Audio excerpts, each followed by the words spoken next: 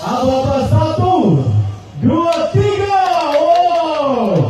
Viral sebuah video aksi si pengantin wanita yang mematahkan besi di acara pernikahannya, video singkat yang kini beredar luas di media sosial. Aksi itu juga dilakukan di depan pelaminan, disaksikan langsung oleh pengantin pria, keluarga serta tamu undangan. Ada beberapa aksi yang dia lakukan, mulai dari mematahkan lempeng besi menggunakan paha hingga dengan tangan kosong. Cuma dengan sekali percobaan, lempeng besi itu berhasil dipatahkan menjadi 2 bagian.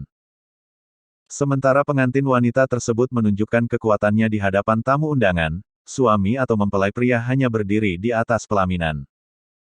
Pengantin pria yang terlihat mengenakan seragam dinas TNI berwarna hijau lumut itu tak berkutik, meskipun si pengantin wanita terus berhasil mematahkan tantangannya. Sesekali, ia terlihat hanya tersenyum dengan posisinya yang tetap berdiri tegak.